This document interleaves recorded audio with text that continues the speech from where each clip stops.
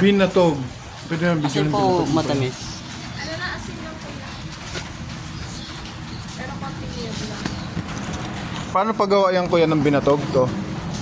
Tagal lutuin po. Nilalaga lang. Tagal. Nilalaga? 3 oras yan bago maluto. 3 oras bago maluto. Paano paglaga niyan? 10 oras bago maluto? Kaya pabiling ang beso. 10 oras bago maluto pala to yung mais, no? Plastic na lang. Ito po asin din.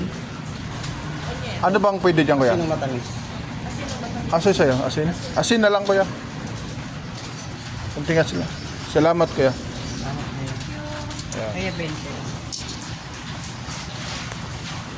Plastic na lang po yun. May plastic pa? Meron po. Ha? Pilagyan ng? Meron. Merong niyog. Ayun pala. Mainit-init pa oh. Sige kuya, thank you. Saan ka pa na, saan lugar, barangay ka kuya nakakarating? Kainta ka pa? Kainta, Tikling, tsaka sa Cabrera. Estrella. Anong oras ka naglalako niyan? Alauna. Tapos maubos yan. Mga anong oras na? Alas 5, alas 6. Sige, sige. Sige, ingat kuya.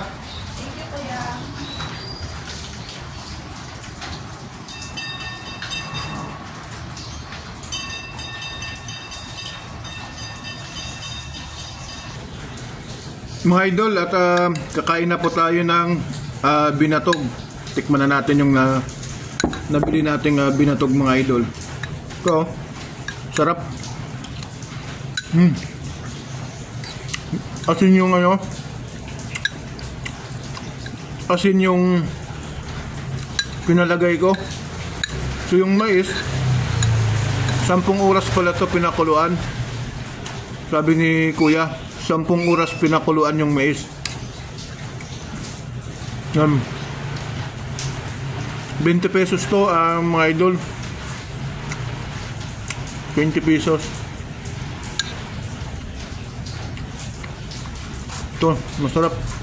Perfect combination yung niyog,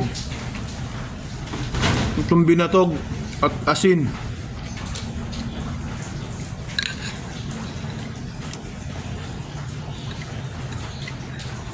So mga idol, nakakain na ba kayo ng binatog? Try nyo, masarap. Saktong-sakto may dumaan dito sa labas ng bahay. So nag-iikot si kuya from Taytay, Kainta. Naiikot na yan mga idol. Bibisikleta yan, nagbibisikleta lang si kuya. Tara, kain tayo. Sarap. Dami pa oh, dami naman. Mga idol, ingat. At maulan ngayon, mag-ingat pang lahat.